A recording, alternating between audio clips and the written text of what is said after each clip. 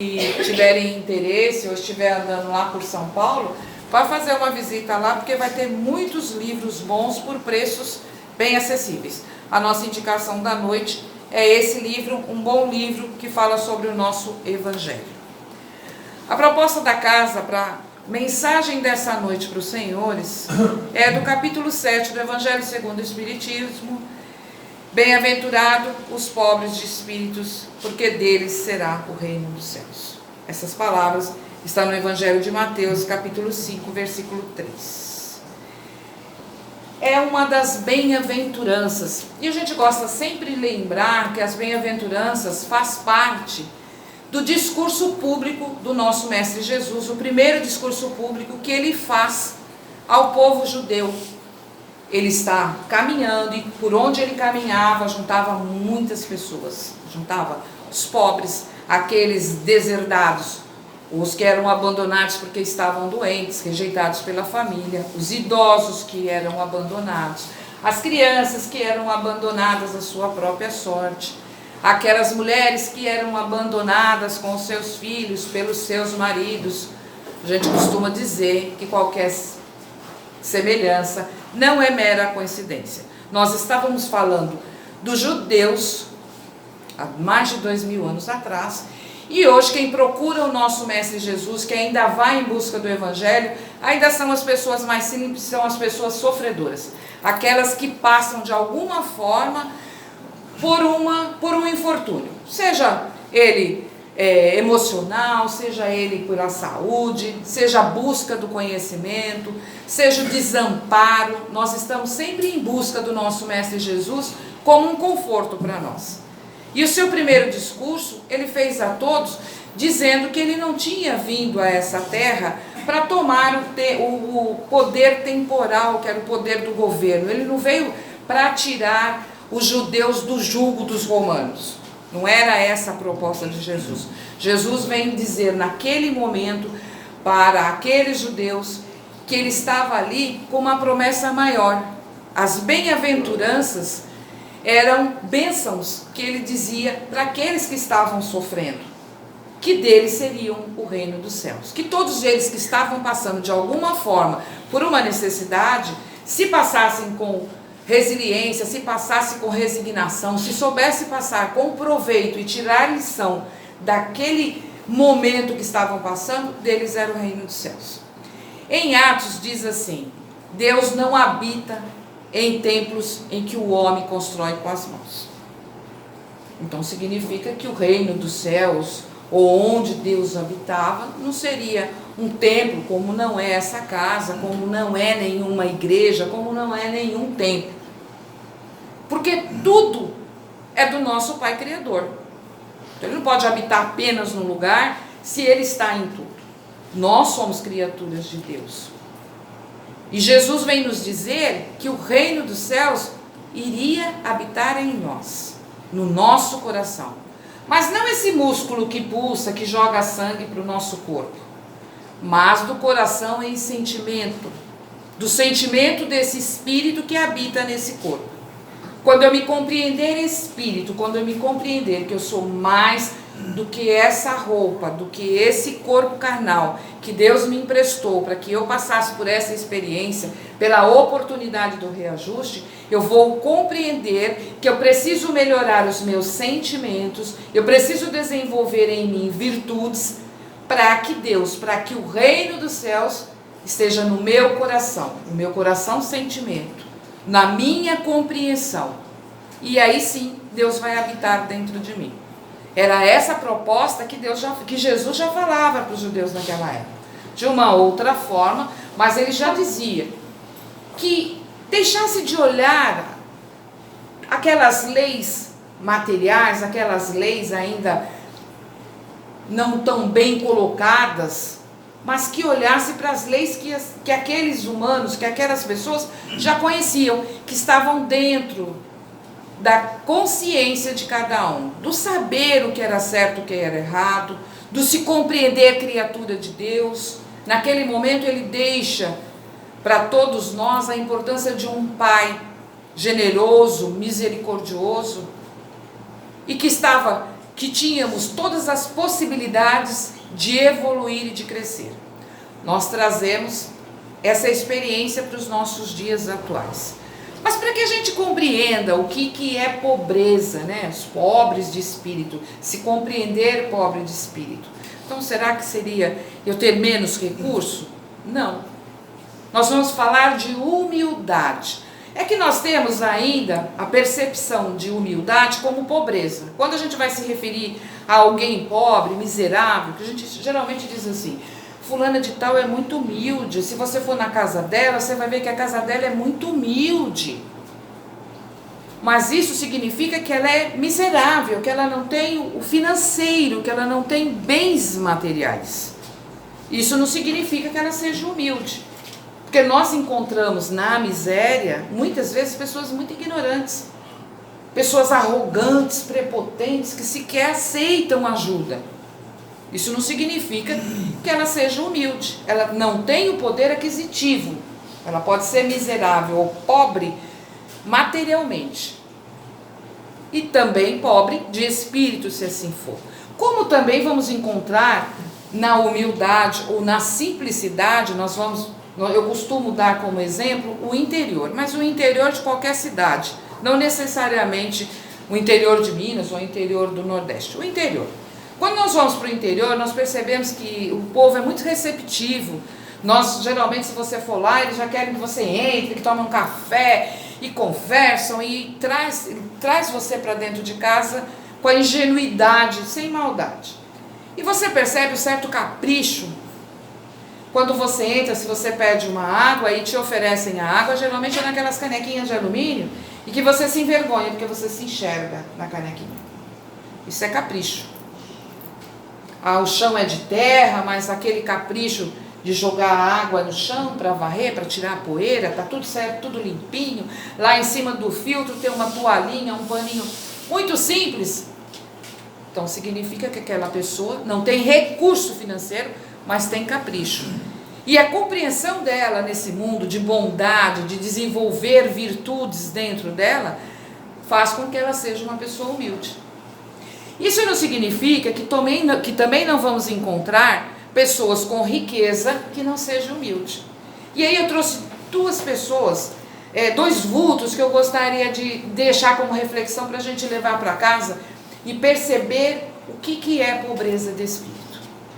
O primeiro deles é José, pai de Jesus, que o recebeu como filho aqui nesse planeta Terra.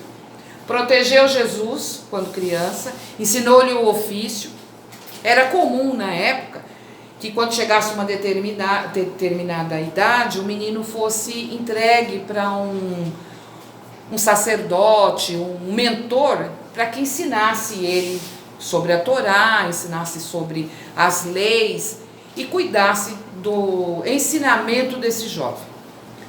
E quando Maria foi procurar os sacerdotes em busca desse auxílio, Jesus pergunta para ela: por que está pedindo isso? Eu não respeito meu pai, eu não cumpro as leis corretamente? E ela diz que sim, e ele diz: não, eu não vou.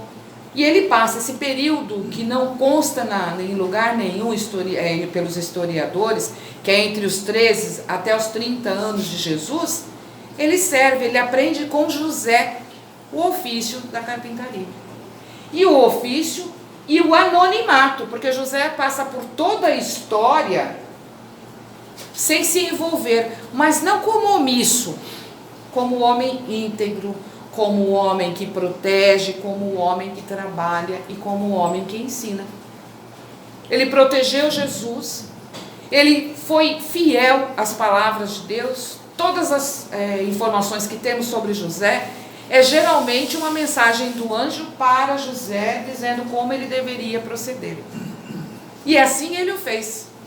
E ele cumpriu e seguiu da forma com que havia pedido para ele. Ele não ficou com mimimi, ele não abandonou Maria, como na maioria dos homens que hoje nós percebemos que abandonam e abortam os filhos antes dele nascer, ou muitas vezes aborta a família depois que ela já existe, porque ele se separa da mulher aborta o filho, porque ele abandona aquele filho que ele tem e ele forma uma outra família e ele esquece aquele filho que ele teve antes e ele aborta aquele filho. Ele esquece. José não. José foi íntegro. José era pobre de espírito. José era um pobre de espírito porque sabia das necessidades, era um trabalhador honesto, correto, virtuoso, amparou Jesus quando criança, protegeu, porque socorreu, foi para outros lugares para manter a paz e o convívio de Jesus em paz e tranquilidade. E lhe ensinou o ofício. Não temos um grande exemplo? Aí eu vou dizer um outro exemplo. Princesa Isabel de Aragão, que é a rainha de Portugal, que era espanhola e acabou se casando com o rei de Portugal. E a bondade nela era tão grande que o pai e o filho viviam em brigas e ela nasceu, e o avô, tão feliz com o nascimento dela, pede ao filho, que viviam brigados, para criar Isabel, de tão apaixonado que ele fica por ela. E o pai permite, trazendo assim a benevolência, a paz entre a família, para ver que isso era um espírito já realmente iluminado. E ela vem desde criança com essa bondade dentro do coração, essa caridade dentro do coração, e ela vai para Portugal. E ela, reinando em tempos difíceis, ela saía e ajudava as pessoas em necessidade. E o rei era muito austero, o rei era muito mais velho que ela.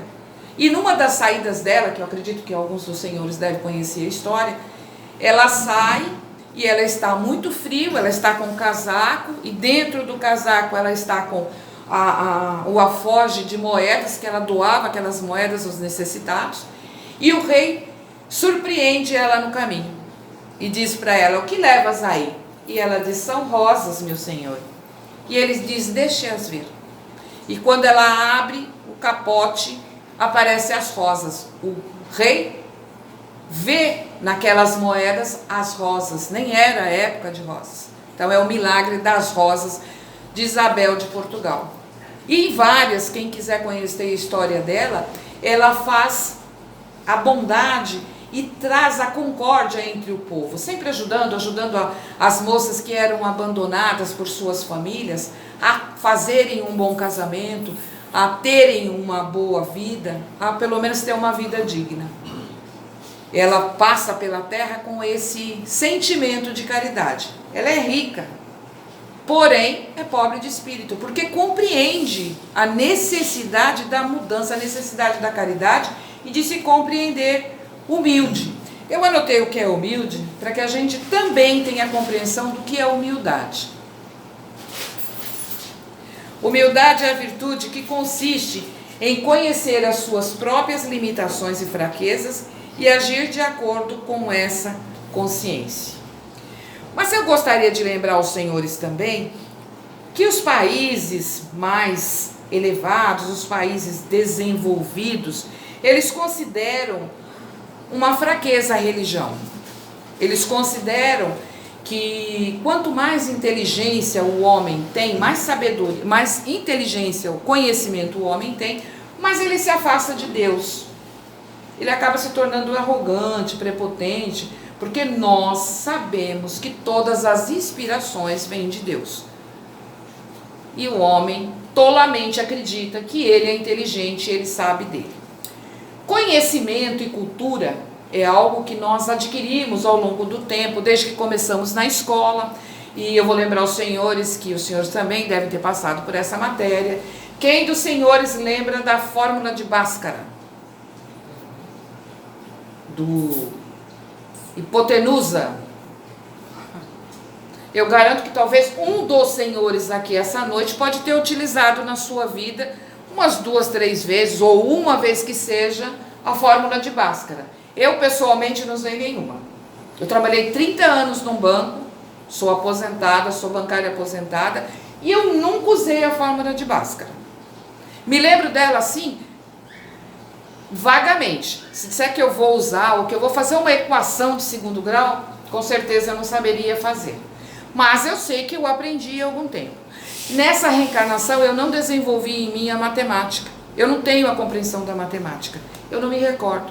Como muitas das informações que os senhores tiveram na escola, no colégio, né, no ginásio, os senhores até podem ter uma vaga lembrança, mas não tem a compreensão, a não ser aquele que exerce a função, que é um professor de matemática, que é um físico, que usa no seu dia a dia.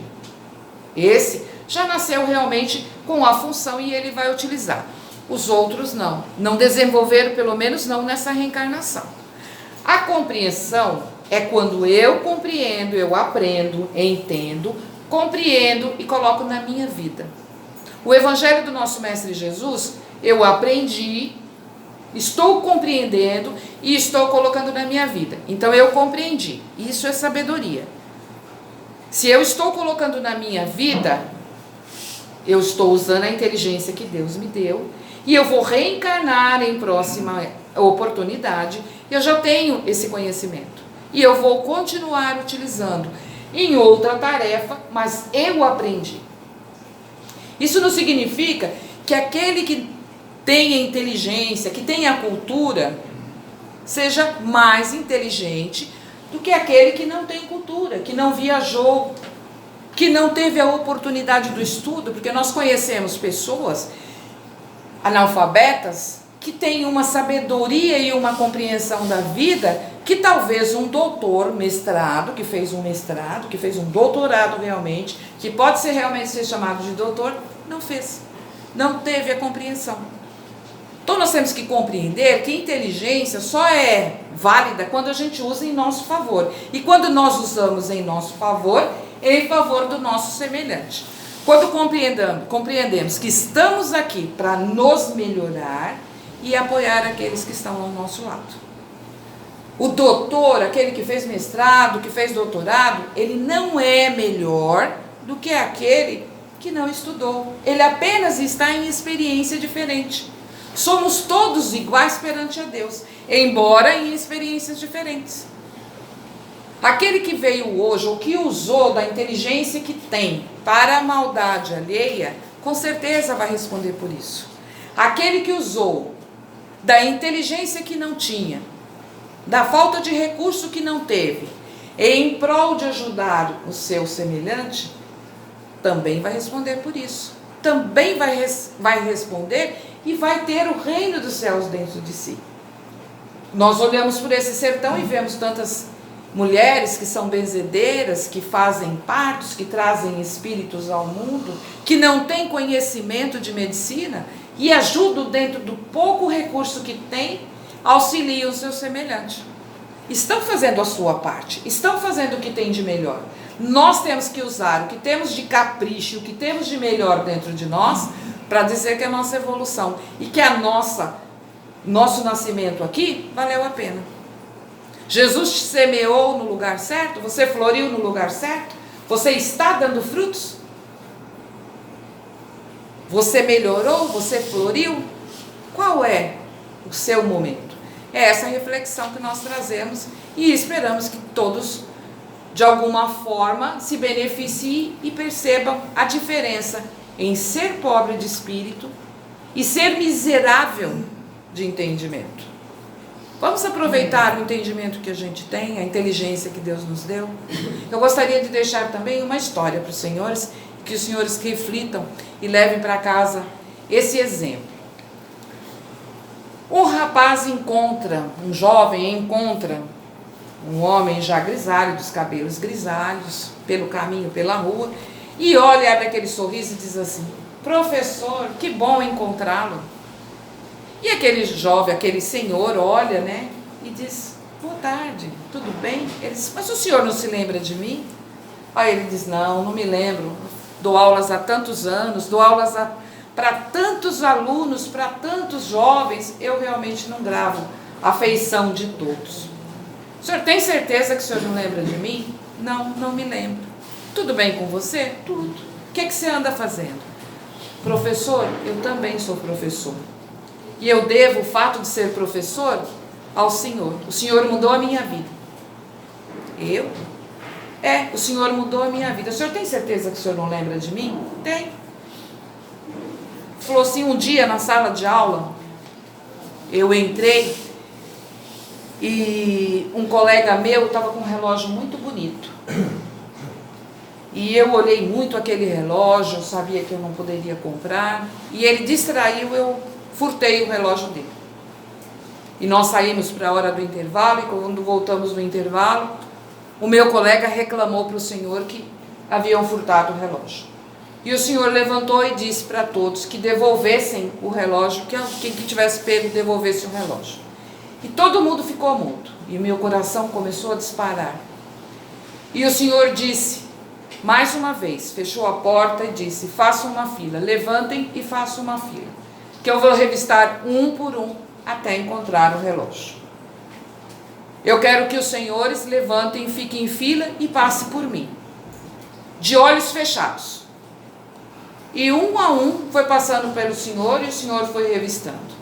E quando chegou em mim, o senhor enfiou a mão no bolso, tirou o relógio e não disse nada. E continuou revistando quem faltava. No final, todos se sentaram e o senhor devolveu o relógio para o meu companheiro. O senhor não olhou sequer para o meu rosto, o senhor não disse nada. Foi o dia que eu mais me envergonhei de mim, mas pela sua postura de não ter me recriminado, de não ter me julgado, de não ter dito nada, eu resolvi e eu decidi que eu nunca mais agiria daquela forma. E eu sou um homem íntegro, e hoje eu leciono, e eu dou aulas. O senhor tem certeza que o senhor não me lembra de mim? E o professor olhou para ele e disse, não. No dia que eu revistei vocês, eu também fechei meus olhos. Olha o exemplo, gente, para que a gente olhe realmente para o nosso semelhante. Todos nós temos dificuldades. Cada um tem seu momento e o seu tempo. Não somos ninguém para julgar ninguém. Com a mesma medida que vós medir, será medido. Se eu julgo, eu também serei julgado. Vamos julgar menos. Vamos nos corrigir, porque a nossa obrigação não é corrigir o outro, é corrigir a nossa visão, a nossa postura, as nossas atitudes. Podemos pensar nisso? Podemos voltar para a nossa casa hoje, envoltos em fé, em esperança, em uma bela mensagem e a proposta do nosso mestre em dizer, o reino de Deus habita em nós, no sentimento que nós temos e na compreensão, na bondade que existe em nós em espírito. Podemos pensar nisso? Então eu vou rogando aos senhores novamente, que fechem os vossos olhos, para que a gente possa também doar todo o amor que temos dentro do nosso coração, todos os sentimentos, os melhores sentimentos que temos no nosso coração, que nesse momento possa ser colocados nas mãos da espiritualidade, para que elas use aonde se fizer necessário. Vamos rogando ao nosso Mestre Jesus, nosso Mestre amado, que nos abrace com seu amor, com a sua luz e sua misericórdia. Que a sua luz e a sua paz se faça e permaneça em nós. E assim nós vamos rogando ao Divino Amigo. Senhor, abençoe o nosso planeta Terra e todos os países que o compõem. Todo lugar onde haja uma dor, seja ela moral, material ou espiritual. Vamos rogando e vibrando amorosamente por todos os lares desajustados, pelos nossos irmãos em condição de rua, pelos orfanatos, por todo lugar onde haja um menor, uma criança abandonada, em sofrimento. Vamos rogando pelos hospitais, por cada leito de dor, seja dentro ou fora do hospital, pelos nossos irmãos que estão presos, dentro e fora dos presídios. Vamos rogando amorosamente pelos nossos irmãos em erro e nos vícios. Fortaleçam a cada um deles. Vamos rogando pelos nossos familiares, parentes, amigos, vizinhos e por aqueles que se dizem nossos desafetos. Amorosamente rogamos por essa casa bendita, para a cúpula espiritual dessa casa, por seus trabalhadores encarnados e desencarnados, que neles se façam o ideal cristão. Por todos os trabalhos que acontecem nessa casa, por todos que aqui passam, por todos que estão em tratamento, pela caixinha de vibração, que todos alcancem de acordo com o merecimento, a necessidade e a misericórdia do Pai. Por todos em torno do Evangelho do nosso Mestre Jesus. E assim, vamos rogando por nós mesmos, pelos nossos pedidos especiais, pelos nossos pedidos particulares, e colocando em aberto uma vibração com todo o nosso amor e que a espiritualidade possa utilizar aonde se fizer necessário. E vamos dizendo: Pai nosso que estais no céu, santificado seja o vosso nome, venha a nós o vosso reino, seja feita a vossa vontade, assim na terra como nos céus. O pão nosso de cada dia nos dai hoje, perdoai as nossas ofensas, assim como nós perdoamos aqueles que nos têm ofendido. E não nos deixeis cair em tentação, mas livrai-nos, Senhor, de todos os males. Gostaria de dizer aos senhores que essa palestra, como outras que são gravadas, elas estão no YouTube. É um canal que chama-se Célia Virtual. Aquele que quiser conhecer, por favor, se inscreva, assistam as palestras, compartilhem. É uma forma da divulgação da Boa Nova. São palestras simples, mas são palestras feitas com muito amor. Eu os agradeço a todos por terem me ouvido. Desejo que todos os senhores alcancem o que vieram buscar nesta casa de caridade, dentro da necessidade pessoal de cada um, dentro da misericórdia do nosso Pai, principalmente o nosso merecimento. Minha gratidão a todos, tenham a todos uma boa noite. Muito obrigada.